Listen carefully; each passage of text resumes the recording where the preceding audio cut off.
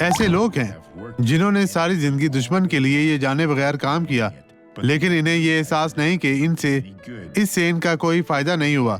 देखिए, खुदा ने यशायाह 47:12 में क्या कहा, अब अपना जादू और अपना सारा सहर जिसकी तूने बचपन ही से मशक कर रखी है इस्तेमाल कर, शायद तू उनसे नफा पाए, शायद तू गालिब आए। आपको इसमें से किसी चीज की जरूरत नहीं है कि खुदा आपको छुए।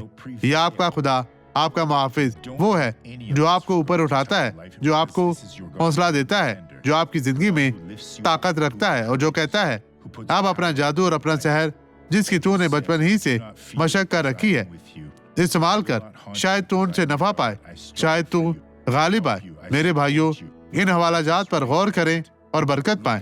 अब ये गवाही देखिए और बरकत पाएं। मैं वापस आऊंगा। आपके पाँव में क्या मसला था? मेरा एक हादसा हुआ था और मेरे टखनों में 3 साल पहले चोट लगी थी और तब से वो दर्द करने लगता था। आज बहुत दर्द हो रही थी, मैं बहुत तकलीफ महसूस कर रही 3 थी। साल? जी हाँ, मैं काम पर जाती थी, बहुत तकलीफ में रहती थी। आप पहले कैसे चलती थी? जी हाँ, देखिए मैं इस तरह चलती थी। हमें दिखाएं ये कैसा था। मैं चाहता हूँ, मैं देखना चाहता हूँ। अब चले जाएं, अब ये चले बिल्कुल चले ठीक इस है, तरह खुदा का आगे शुक्र बढ़े। है। ठीक है, आप दौड़े दौड़े दौड़े।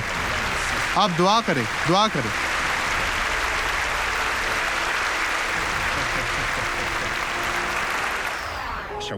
आइए अब दुआ करें यीशु के नाम में।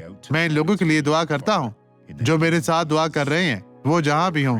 मैं इन जिंदगियों में मौजूद दुश्मन की तमाम कार्रवाइयों को मफलूज करता हूँ और मैं कहता हूँ कि शैतान इन्हें छोड़ दे, इनकी जिंदगी से चला जा और कभी भी वापस ना आना।